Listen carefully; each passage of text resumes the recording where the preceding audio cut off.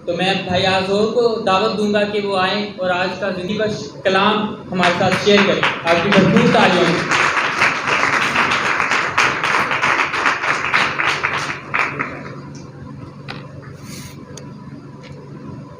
Hallelujah, hallelujah.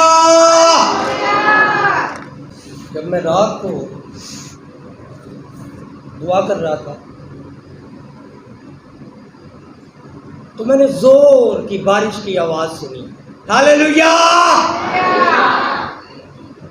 और खुदावंद के पांव के कदमों की आहट, और मैं समझता हूं कि आज वो बारिश हम पर बरसने को है। Hallelujah, hallelujah. मैं खुशी की खबर सुना रहा कि आज आपको बरकत मिलने वाली है। ये तुसी हालेलुया, हालेलुया। सो किसी काम को करने के लिए या कोई चीज हासिल करने के लिए कोई ना कोई तैयारी हम करते हैं। घर बनाना है तो घर बनाने के लिए हमें कुछ चीजें दरकार होती हैं। ईंटें, सीमेंट, बजरी, जगह, और फिर इन चीजों को मंगवाने के लिए अलग से तैयारी। खाना खाना है तो रोटी सब्जी बनानी पड़ेगी, और उन्हें तरतीब से बनाने के लिए या खरीदने के लिए अलग से तैयारी। तो हर चीज को हासिल करने के लिए हमें तैयारी की जरूरत पड़ती है। जब हम चर्च आते हैं तो चर्च आने से पहले भी हम तैयारी करते हैं। कोई कपड़ों की सिलेक्शन करता है, कोई जूतों की। बहनें मैचिंग ड्रेसेस जूतों के साथ या पर्स के साथ, और कोई 5 अक्लमंद कवारियों की तरह रात को तैयारी करता है, और कोई तैयारी दूल्हा के आने के बाद उन 5 कवारियों की तरह, वो बेवकूफ कवारियों की तरह करता है। जब दूल्हा आ चुका होता है और वो तैयार हो रहे होते हैं, और जब वो फिर चर्च में आते हैं तो उनकी रूह अंदर से रेजिस्ट कर रही होती है। वो यहाँ पर बैठने को तैयार नहीं होती। वो प्रशिश में अपना फोकस कर नहीं पाते, कलाम पर अपना फोकस कर नहीं पाते, और क्या करते हैं कि कालीन के रेशों से खेलना वो शुरू कर देते हैं, या फिर बार बार वो घड़ी की तरफ देखते हैं, क्योंकि वो आए ही लेट, तैयारी उन्होंने की नहीं। इन सबों से बढ़कर खुदा चाहता है कि हम दिल की तैयारी करें। जब हम दिल को तैयार कर लेंगे तो खुदा उस शख्स को, उस भाई को, उस बहन को अपने नाम की खातिर ब्लेस करेगा, उसे मसा करेगा। और खुदा चाहता है कि हम तैयार हो जाएं, क्योंकि कलाम फरमाता है कि तू अपने सारे दिल, अपनी सारी जान, अपनी सारी अकल से खुदावंद, अपने खुदा से मोहब्बत कर। और आप जानते हैं कि मसा को हासिल करने के लिए भी हमें तैयारी की जरूरत है। मसा को हासिल करने के लिए, रूहुल कुद्स को हासिल करने के लिए, उसकी अनॉइंटिंग, उसकी बरकत, वो मसा हासिल करने के लिए मुझे और आपको तैयारी की जरूरत है। मसा क्या है? हम सब मसा से भरना चाहते हैं। क्या हमें पता भी है कि मसा है क्या? कोई एक बहन भाई? हालेलुया। मसा खुदा की हजूरी की अलामत, एक कुव्वत जो हमें जिंदगी बख्शती है। और अगर हम मसा के लुग़वी मायने देखें तो इसका मतलब है मालिश करना। क्या मतलब है? मालिश करना। तेल के साथ चरवाहे अपनी भेड़ों को तेल लगाकर उनकी मसाज किया करते, उनकी मालिश करते। और मशरकी चरवाहों के बारे में कहा जाता है कि वो अपनी भेड़ों को अपनी गला की जैतून के तेल के साथ मालिश करते। और इस मालिश के साथ होता क्या, इस मसा के साथ होता क्या कि जो जंगली जानवर उनकी गंध सूंघ कर उनके पास आ जाते, वो मसा से जिन्हें मालिश किया जाता उन्हें मालूम ही ना पड़ता कि गला कहाँ है, क्योंकि अब उनकी गंध नहीं आ रही, अब तेल की स्मेल आ रही है। और फिर मसा से कीड़े मकोड़े मच्छर भेड़ों से दूर रहते। जब आप मसा हो जाएंगे तो बदरूहें आपके नजदीक नहीं आएंगी। हालेलुया। इब्लीस की कुव्वतें आपसे दूर, क्योंकि अब आपसे आपकी बू नहीं आ रही, अब आपसे आपकी स्मेल नहीं आ रही, बल्कि आपसे खुदावंद यीशु मसीह के खून की स्मेल आ रही है। हालेलुया। मसा जब किया जाता तो लोज भर तेल लगाया जाता। कितना? लोज भर। लोज भर होता है आधा किलो, हाफ लीटर, आधा लीटर। जब ये सर पर डाला जाता तो क्या ये सर पर ही रहेगा? आधा किलो तेल थोड़े सर ते उंडेलिया जा रहे हैं तो वो सर पर नहीं रहेगा, वो आपके सर से होते हुए आपके पांव तक, और फिर पांव से होते हुए जहां पर आप हैं वहां पर वो बहता चला जाएगा। हालेलुया। आपको जब खुदा मसा करता है तो आपके सिर्फ एक बॉडी पर, एक हिस्से पर वो मसा नहीं करता, बल्कि आपके पूरे बदन को वो मसा करता है। और वो चाहता है कि हम मसा हो जाएं। और पौलुस क्या कहता है? अकल नहीं हो जाने से सूरत तब्दील। जब आप मसा हो जाएंगे तो आपकी सूरत, हमारी सूरत बनी नौ इंसान की सूरत जो बिगड़ चुकी है, वो रोज बरोज खुदा की सूरत में तब्दील होती चली जाएगी। क्या ही खुशाइन बात है, खूबसूरत बात है कि रोज बरोज हम खुदा की सूरत में बदलते चले जाएंगे। हालेलुया। पुराना ऐतनामा जो है वो नए ऐतनामा की परछाई है, साया है, और नया ऐतनामा असल सब्सटेंस है। जब हम सूरज की रोशनी में चल रहे होते हैं या कहीं जा रहे होते हैं और लाइट हम पर पड़ती है तो हमारा रिफ्लेक्शन जो है, हमारा साया अपोजिट तरफ जो है वो चल रहा होता है। और हकीकत में वो साया जो है वो सब्सटेंस तो नहीं है, वो असल तो नहीं है, वो सिर्फ एक साया है, परछाई है। सब्सटेंस क्या है? वो असल है। नए ऐतनामा में यीशु मसीह की परछाई नहीं है, बल्कि यीशु मसीह खुद नए ऐतनामा में हमें नजर आता है। पुराने ऐतनामा में यीशु मसीह की परछाई, यीशु मसीह की छवि, यीशु मसीह की तस्वीर। और याद रखें, पुराने ऐतनामा के लोग बहुत ताकतवर हमें नजर आते हैं, जिन्होंने समुद्रों को दो हिस्सों में कर दिया। परछाई में जी रहे हैं वो, लेकिन समुद्रों को दो हिस्सों में कर दिया। उनकी हड्डियों से मुर्दे जिंदा हो जाते। और भी बहुत से मौजज़ात, माफोकुल फितरत काम हमें नजर आते हैं, हालांकि वो एक परछाई में जी रहे। तो याद रखें कि आप तो असल यीशु मसीह के दौर में एक सब्सटेंस में उस परछाई की असल में जी रहे हैं, तो आप लोग कितने जोरावर होंगे। हालेलुया, आप जोरावर लोग हैं। हालेलुया,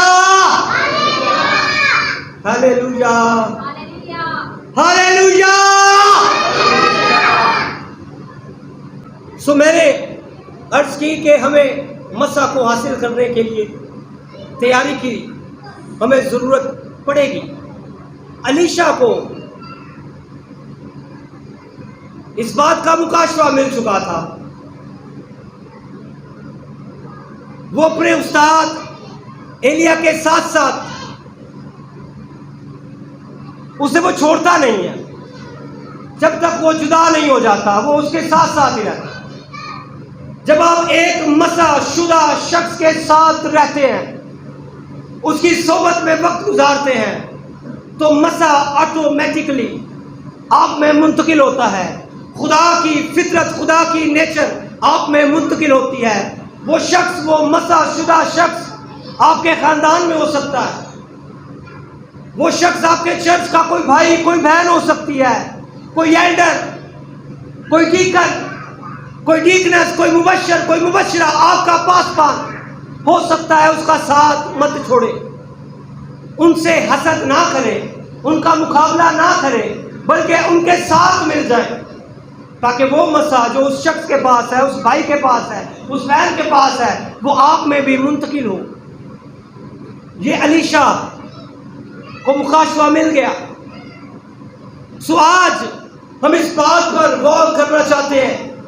मेरे नज़दीक जो टॉपिक है कि कैसे हम मसा के लिए खुद को तैयार कर सकते हैं, कैसे हम मसा के लिए खुद को तैयार कर सकते हैं।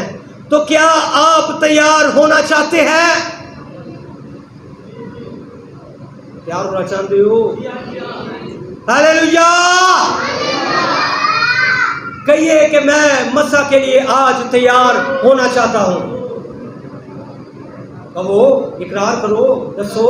उन दसोगे तो पता चलेगा, दुआ मांगोगे तो पूरी होएगी।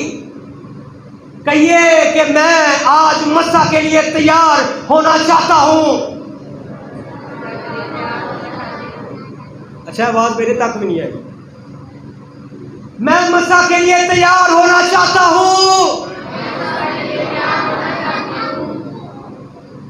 सो मैंने फरमाया था कि कोई भी आयत, कोई भी बात बाइबल मुकद्दस में ऐसे ही लिखी नहीं गई, उसका कोई ना कोई सबब है, उसकी कोई ना कोई वजह है। जब अलीशा को मसा करना था, अलीशा को दुगना मसा मिलना था, तो एलिया उसे 4 जगहों से लेकर गया। कितनी जगहों से? 4 जगहों से उसने सैर करवाई, उसे तैयार किया 4 जगहों से। सो मेरे साथ निकालिए दूसरा सलातीन की दूसरी किताब, दूसरा बाब, उसकी पहली आयत। कोई भाई बहन पढ़ने में रहनुमाई करे। खुदावंद एलिया को बगोले में आसमान पर उठा लेने को था, तो ऐसा हुआ कि एलिया अलीशा के साथ लेकर जलजाल से चला, और एलिया ने अलीशा से कहा, तू जरा यहीं ठहर जा, इसलिए कि खुदावंद ने मुझे बैतेल को भेजा है। शुक्रिया। मैंने पहले आयत कहा था, खुदा के पाक कलाम के पढ़े और सुने जाने के वसीले खुदा हम सबको बरकत दे। खुदावंद एलिया को बगोले में आसमान पर उठा लेने को था, तो ऐसा हुआ एलिया अलीशा को साथ लेकर जिलजाल से चला। पहली जगह जिलजाल, क्या इसका ताल्लुक है अनॉइंटिंग के साथ? क्या सबब था कि अलीशा को जिलजाल में आना लाजिम था? क्यों एलिया बतौर उस्ताद उसे जिलजाल में लेकर आया?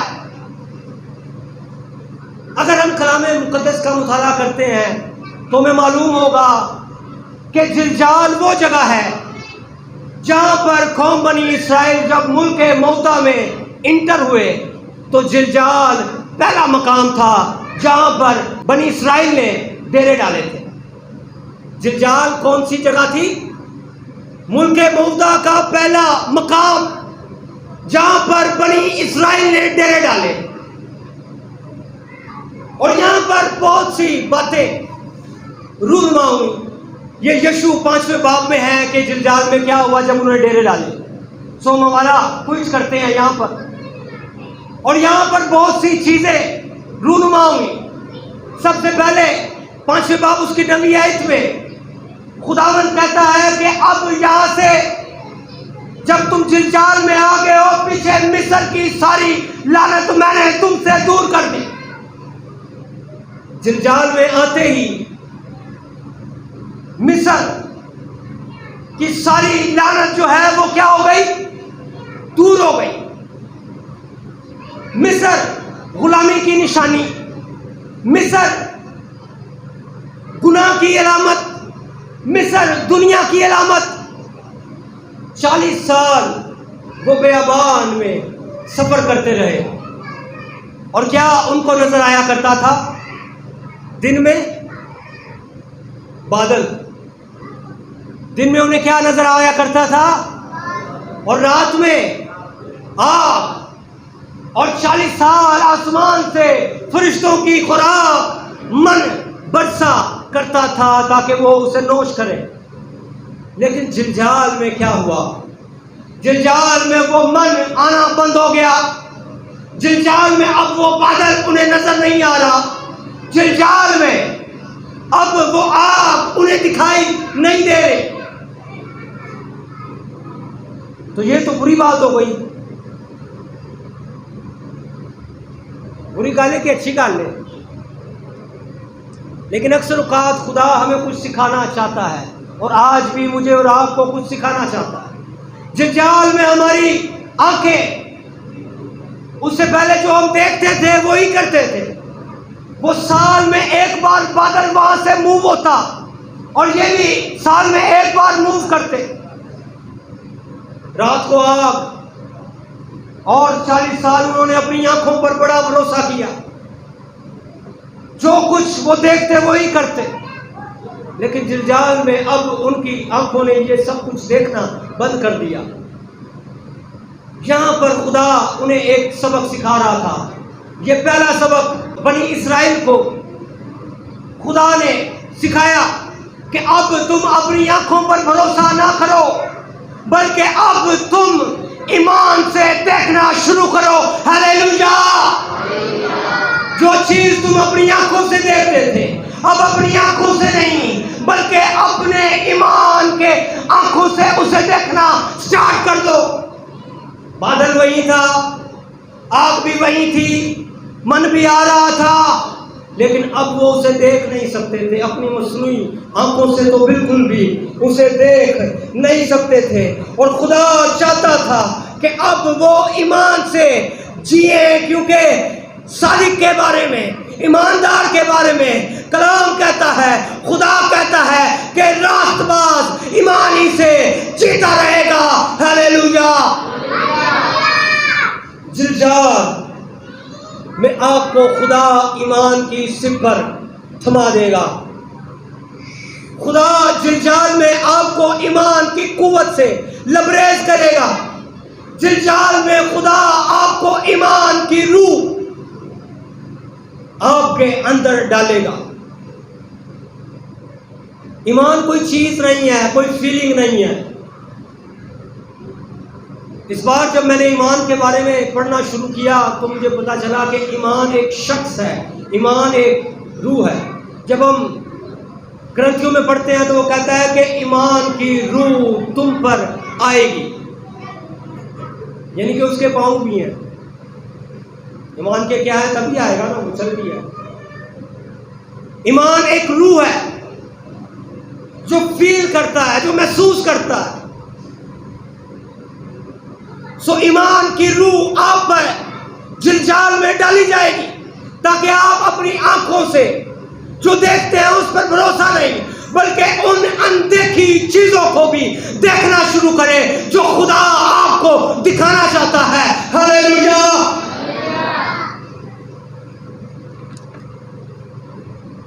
जब इस्राएल मुल्क मिस्र से निकले तो उनके पास ऐद का संदूक नहीं था। जब कौम बनी इस्राएल मुल्क मिस्र से गुलामी से निकले तो उनके पास ऐद का संदूक नहीं था, लेकिन एक और किस्म का उनके पास संदूक था। कौन सा संदूक था उनके पास जब वो मिस्र से निकले? जब वो मिस्र से निकले तो उनके पास हड्डियों का संदूक था, यूसुफ की हड्डियों का संदूक। याद है? मेरे लहजे में खंड है जो पता ही नहीं था। जब वो मिस्र से निकले तो उनके पास हड्डियों का संदूक, वो ऐद के संदूक की तरह जलाली तो नहीं है, लेकिन उन्हें मौत की याद दिलाता है। लेकिन जैसे ही वो मुल्क के मौदा में दाखिल होते हैं, उनके पास खुदा के जलाल से भरा हुआ ऐद का संदूक था। हालेलुया। जब वो जिलजाल में दाखिल हुए तो उनके पास खुदा के जलाल से भरा हुआ ऐद का संदूक।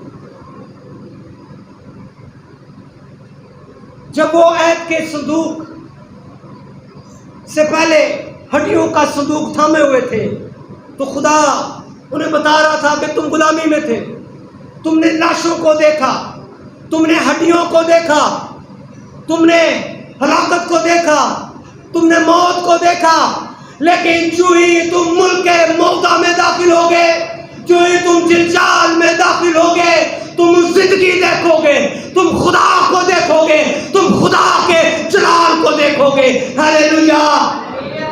जिलजाल खुदा के जलाल की जगह है। हालेलुया। खुदा उन्हें सिखाता है कि जिलजाल में तुम्हें आना जरूर है, जिलजाल में वो चीजें तुम्हें दिखाई नहीं देंगी जिनको देखकर तुम आगे बढ़ते थे। अब तुम्हें उन अनदेखी चीजों को देखना पड़ेगा जो तुम अपनी मसनूई आंखों से नहीं देख सकते।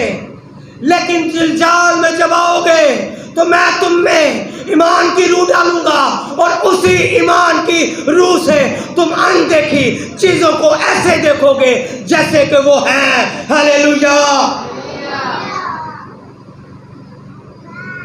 जिलजाल फिर आपको एक नई जगह की तरफ मूव करेगा। ये जितनी जगह एलिया अलीशा को दिखाता है, उनसे होकर उसे ले जाता है, ये एक जगह दूसरी जगह की तरफ लीड करती है। दूसरी जगह मेरे साथ देखिए, दूसरा सलातीन उसकी दूसरा बाब दूसरी आयत।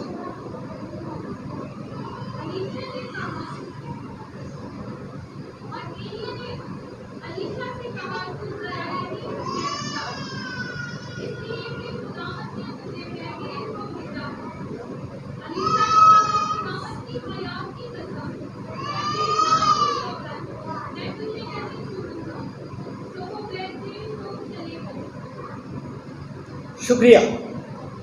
दूसरी जगह बैतेल, जिलजाल में आप आए, आपको ईमान मिल गया, ईमान की कुव्वत से आप भर गए कि अगर वो नहीं भी है तो हमें मालूम होना चाहिए कि ईमान से हम उसे देख सकते हैं। अक्सर औक़ात रूह कुछ हमें टच करता है, हमारी फीलिंग्स कहती हैं कि रूह कुछ नहीं है, लेकिन ईमान ये है कि आप अपनी फीलिंग को कहें कि यीशु मसीह के नाम से कैंसिल हो जा, क्योंकि यहाँ पर खुदा की हजूरी को मैं ईमान के साथ देख सकता हूँ। हालेलुया। ये जिलजाल, ये ईमान अब दूसरी जगह बैतेल। अब अलीशा को एलिया जो है आजमाता है कि यार तू यहीं रुक जा, यहीं ठहर जा, क्योंकि खुदा मुझे अब बैतेल को ले जाता है। जैसा कि मैंने पहले कहा था कि ये एक मुकाशवा है कि मसाशुदा शख्स को कभी ना छोड़े। और अलीशा क्या करता है? वो कहता है कि मुझे खुदावंद के हयात की कसम और तेरी जान की सौगंध, जब तक तू यहां है मैं तुझे कभी नहीं छोड़ूंगा। वो उसे नहीं छोड़ता और फिर वो बैतेल में आता है। बैतेल का मतलब है खुदा का घर, खुदा का मज़बा। बैतेल कौन सी जगह थी? क्या हुआ था बैतेल में? क्यों ये अहमियत की हामिल है? क्यों ये मसा हासिल करने के लिए? क्यों एलिया उसे बैतेल से गुजारा? क्यों उसे बैतेल में लेकर गया? पैदाइश 28वां बाब। इसऊ से एक शख्स भागकर एक जगह पहुंचता है। कहानी याद है? वो कौन भागा था? इसऊ से कौन भागकर बयाबान में आया था? याकूब। अच्छा, आज ठंडे ठंडे लगन जाओ तुसी में।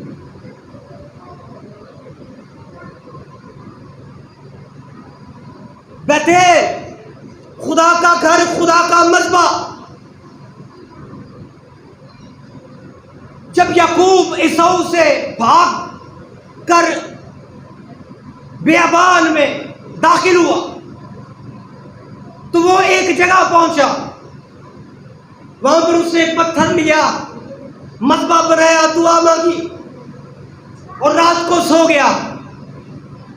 और वहां पर उसने क्या देखा?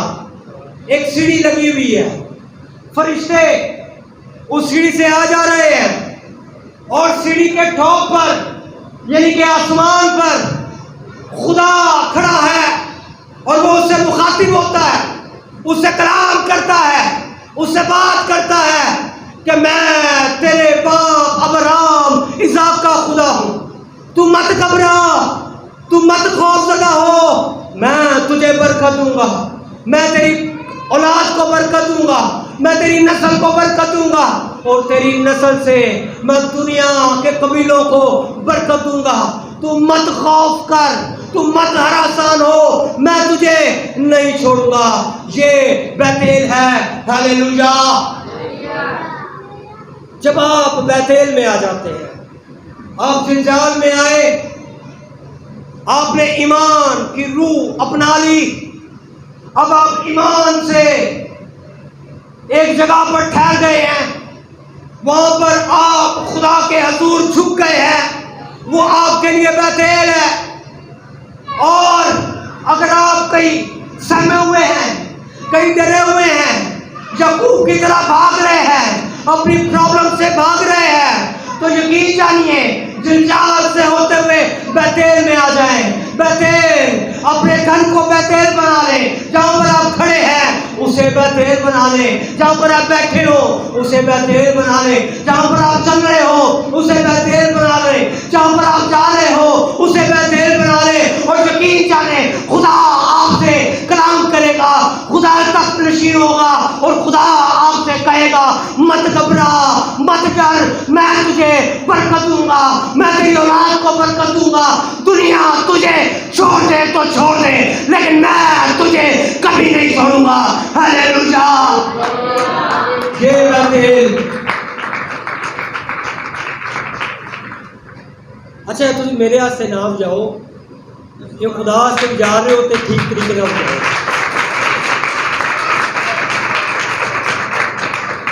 जिलजाल ईमान की सिफत।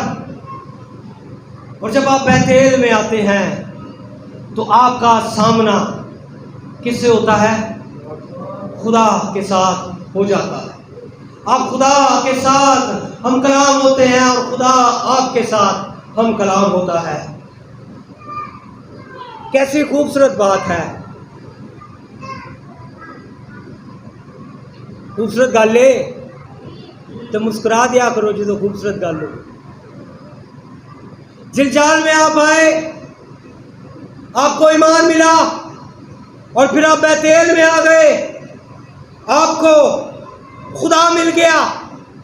और जब आप बैतेल में आते हैं तो आपकी जिस्मानियत जाती रहती है, आपकी जिस्मानी जिंदगी। अच्छा जेडे बच्चे बाहर आ रहे हैं इन्होंने कोई संभाल ले, बड़ी आवाज आ रही है ना।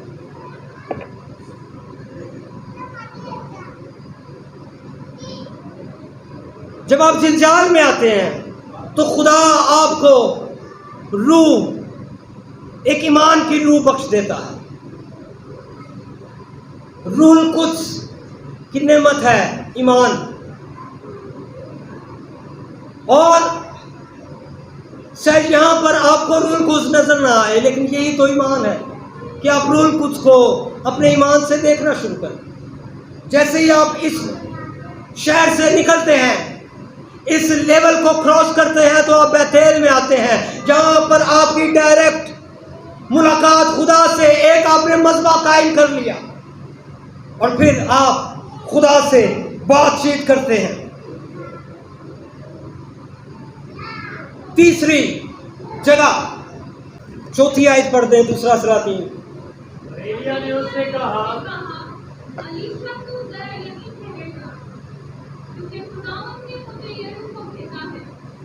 उसने कहा, खुदावंद की हयात की कसम और तेरी जान की सौगंध, मैं तुझे नहीं छोड़ूंगा। तो वो यरीहो में आए और अंबिया सारे जो यरीहो में थे अलीशा के पास। शुक्रिया।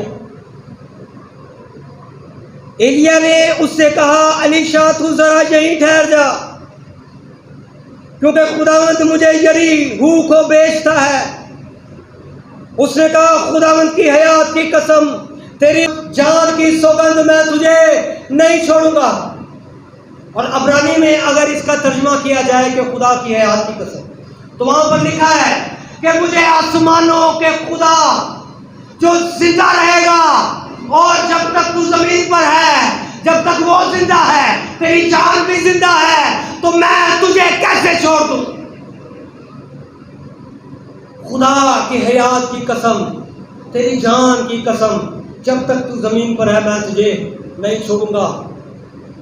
तू यहीं ठहर जा अलीशा, तू यहीं ठहर जा। उस्ताद हमेशा अक्सर औकात अपने शागिर्दों को आजमाता है कि क्या ये मेरे साथ आगे चलेगा, क्या ये आगे सीखने को तैयार भी है कि नहीं। उसने उसे दूसरी बार आजमाया और अलीशा उस टेस्ट से पास हुआ। वो कहता है कि मुझे खुदावंद की हयात की कसम, तेरी जान की सौगंध, जहां तू जाएगा मैं भी जाऊंगा, मैं तुझे नहीं छोड़ूंगा।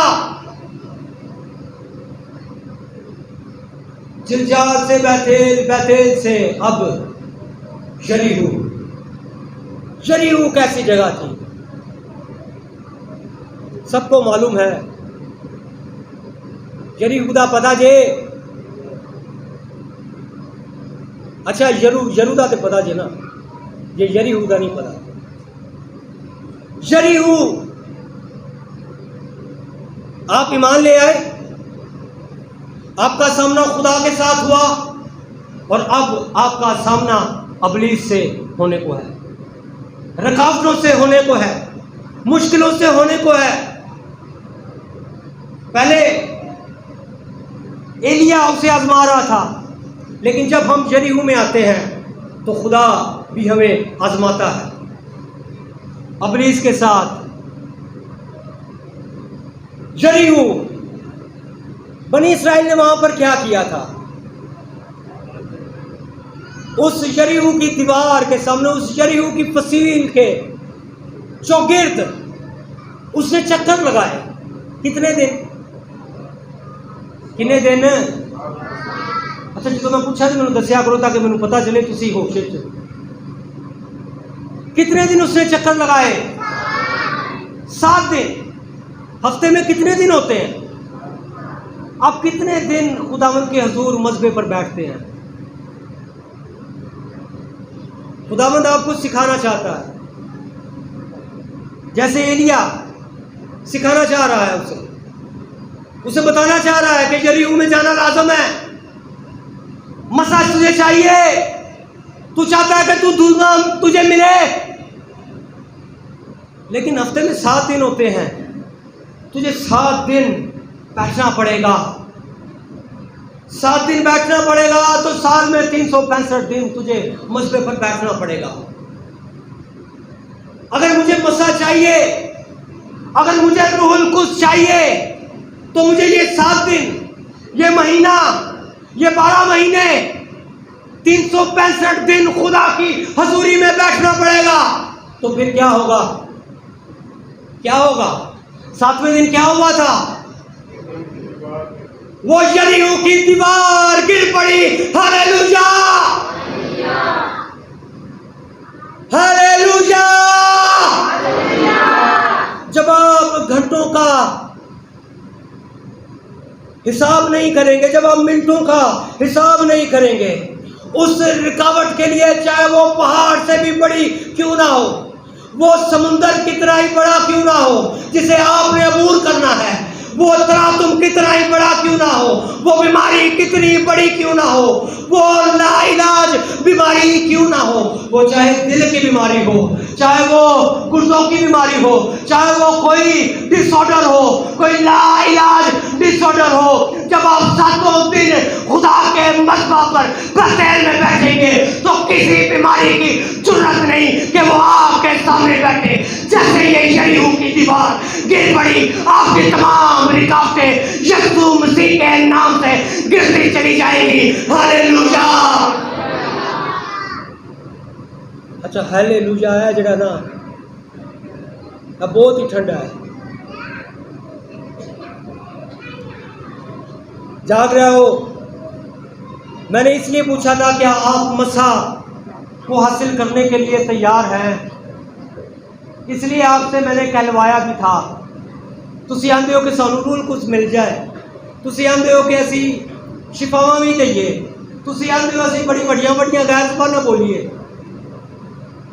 लेकिन हालेलुया अगे जिहड़ी गल करन लगा, उन्हें 7 दिन एक होर चीज़ की थी 7वें दिन। वो क्या खास चीज़ थी? हाँ जी, सिर्फ यहाँ से आवाज़ आई है। हम तुसी दसो की कीता सी उन्हें 7वें दिन? वो कौन सी ललकार हो सकती है? कौन सी ललकार हो सकती है? उस ललकार से 7 दिन उन्होंने बहुत कुछ किया, लेकिन जब तक वो ललकारे नहीं, वो पहाड़, वो यरीहो, वो रुकावट, वो अबलीस की कुव्वतें ज़ेर नहीं हुई। उन्हें हुक्म दिया गया था कि जब गिरने की आवाज़ें आए, जब नरसिंगे फूके जाए, यानी कि जब प्रस्तुति शुरू हो, तो तुमने ललकारना है जोर से। और जैसे ही उन्होंने ललकारना शुरू किया तो यरीहो की दीवार जो है उनके सामने गिरकर रेजा रेजा हो गई। हालेलुया। अच्छा, हवाला जरा पढ़ी लो, मैं नहीं चाहता कि टाइम लगे थे। ललकार से होता क्या? ज़बूर 37वां ज़बूर पढ़ें आप, उसकी पहली 5 आयत पढ़ दें, और जो पढ़े वो जोर से पढ़े।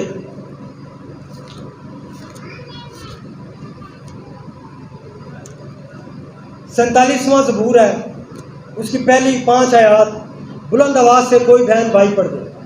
सब उम्मतों तालियां बजाओ, खुदा के लिए खुशी की आवाज से ललकारो, क्योंकि खुदावंद ताला मुहीब है और तमाम रुए जमीन का शहंशाह है।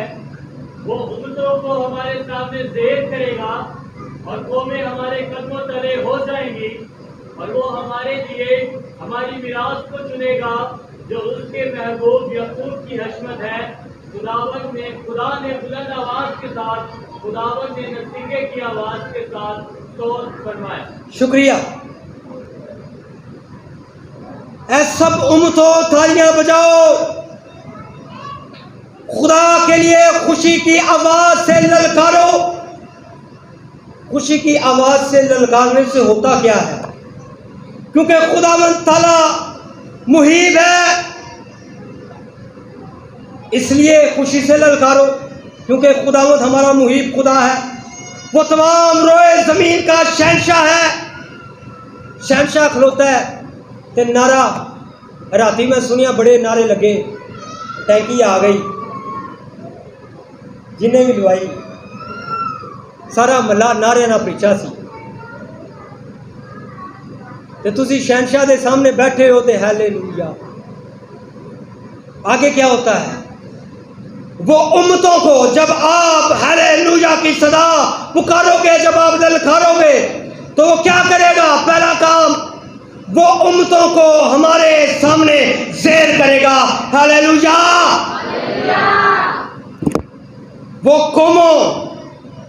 वो कौमें हमारे कदमों तले हो जाएंगी और हमारे लिए हमारी मिरास को चुनेगा। सिर्फ हमारी ललकार से कौमें हमारे अंडर कर दी जाएंगी, कौमें ज़ेर कर दी जाएंगी। सिर्फ एक ललकार से हम फातेह हो सकते हैं। और फिर ललकारने से क्या मुराद है? खुदावंद ने बुलंद आवाज के साथ, खुदावंद ने नरसिंगे की आवाज के साथ सऊद फरमाया। सऊद, हम यसू मसीह की सऊद की ईद भी मनाते हैं। सऊद का मतलब है ऊंचा हो जाना, बुलंद करना, सरफराजी देना, बुलंद मकाम देना। जब हम हालेलुया की सदा को बुलंद करते हैं तो खुदा को हम इज्जत और जलाल दे रहे होते हैं। तो आज कहिए हालेलुया, हालेलुया।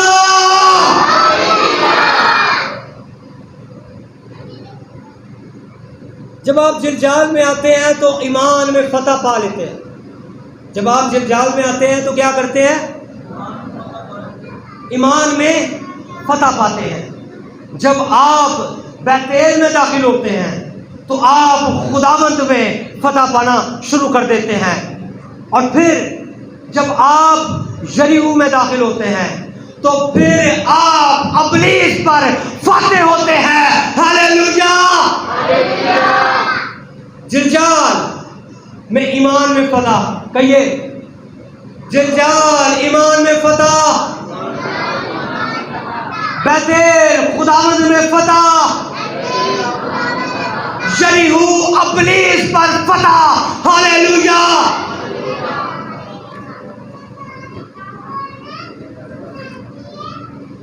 और फिर इन सारी बातों के बाद अलीशा को एक और मकाम में लेकर आया जाता है।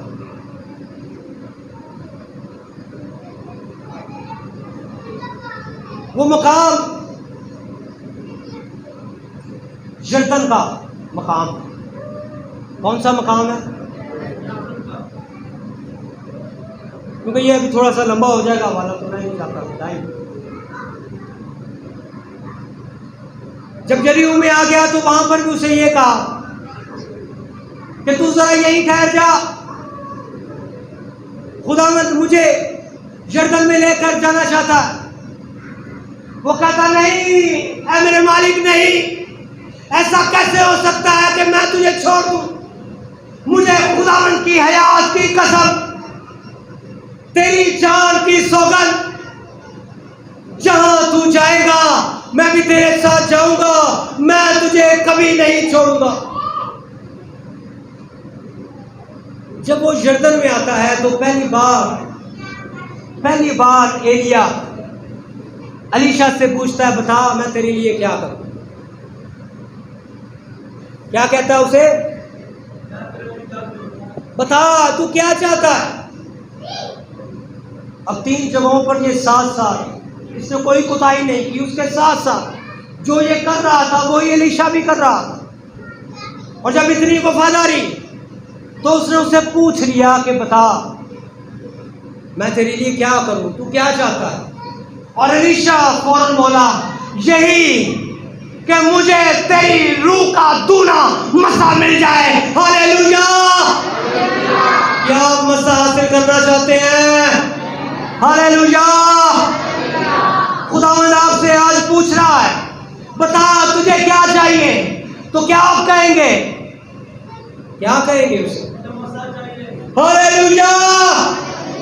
अच्छा भाई फ्रांसिस ਨੂੰ ਚਾਹੀਦਾ क्योंकि उन्होंने एलिया में ਤਾਂ पता है, बाकी नहीं पता थे, बाकी यूं बैठे। यरदन उसने उसे एक बात कही, नसीहत की। नसीहत क्या की? मुकाशवा उसे दिया कि तू मेरे साथ साथ रह। अगर तू मुझे आसमान पर जाता हुआ देख ले, जब मैं तुझसे जुदा हो जाऊंगा और तू मुझे देखे, तो फिर क्या होगा कि जो तू चाहता है वो तुझे मिल जाए। अच्छा, अभी एलिया को तो पता है, एलिया नसीहत भी वही कर रहा है जो अलीशा को मालूम था। इनडायरेक्ट लफ्जों में वो यही कह रहा है, तू मुझे ना छोड़, क्योंकि जब मैं आसमान पर जाऊंगा तो तू मुझे देखेगा। और ये तभी हो सकता था कि अलीशा उसके साथ साथ रहता, और ये तो वो शुरू से करता आ रहा है। तो ये मुकाशवा अलीशा को पहले से ही मिल चुका। इसलिए मैंने शुरू में कहा था कि ये एक मुकाशवा है कि कोई अगर मसा शुदा भाई है, बहन है, कोई मुबशर, कोई डीकन है, कोई एल्डर, उसकी मुखालफत ना करे, उनके साथ मिल जाए, उनके मुखालिफ काम ना करे, बल्कि उनके साथ साथ रहे। क्योंकि मसा अगर मिलना है तो इसी मुकाशवे के साथ मिलेगा। फिर साथ उसकी तैयारी है। यरदन क्या है? यरदन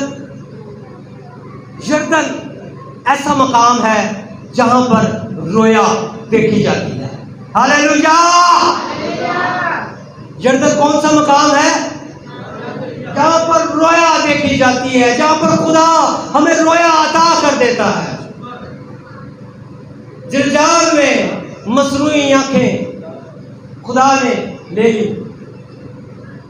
वो बिनाई ले ली जिसके साथ वो रूल कुछ को उस बादल को देखा करते थे, लेकिन यहां पर वो आंखें दे दी गई। यरदन में वो आंखें, क्या किया गया उनके साथ? वो आंखें जिनके साथ वो आग को देख सकते थे, वो आंखें जिनके साथ वो बादल को देख सकते थे, वो आंखें जिनके साथ वो मन को देख सकते थे, वो आंखें जिनके साथ वो खुदा के जलाल को देख सकते थे। यरदन में वो आंखें खुदा ने अलीशा को फिर से अदा कर दी। हालेलुया। जिन आंखों से हम वो चीजें नहीं देख पाते, उन आंखों के लिए आपको जिलजाल में लाया गया। ईमान के साथ आपको लीड किया गया बैतेल के साथ कि मस्बा पर ठहर जाइए। फिर आपको यरीहू में लाया गया ताकि आप मुकाबले में भी फतह पाए, और फिर आपको यहाँ पर यरदन में लाया गया कि आप खुदा से मांगे। और याद रखें, अगर यरदन तक आप वफादार हैं, खुदा आपसे कहेगा मांग, और फिर जब आप उससे मांगेंगे तो वो आपको आपकी सोच से दुगना देने की कुदरत रखता है। हालेलुया। जितना आप सोचेंगे भी नहीं, वो आपकी सोच से आपको डबल देगा। कहां? यरदन के मकाम में। और यहां पर आपको वो चीजें फिर से दिखाई देना शुरू कर देंगी जो खुदा चाहता है कि वो आप देखें। खुदा जो चाहता है कि आप सुने, वो आप सुनना शुरू कर देंगे। यरदन में खुदा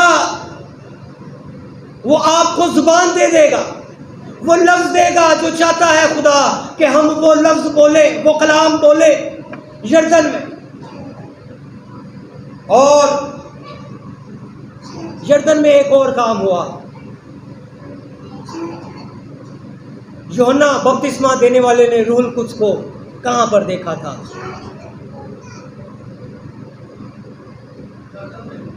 हेलो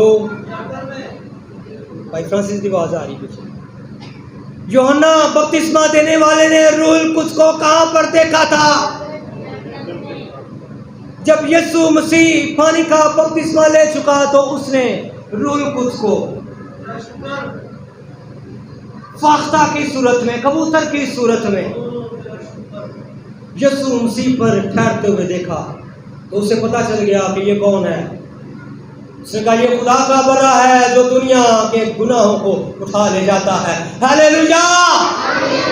यरदन वो मकाम है जहां पर रूह कुछ आप पर उतर आता है। हालेलुया। अब बातें चल रही हैं, एलिया और अलीशा साथ चले जा रहे हैं और फिर वो वक्त आ जाता है, वो घड़ी आ जाती है कि अचानक आतिशी रथ, आतिशी घोड़े, आतिशी बगोला एलिया को आसमान पर उठा ले जाता है।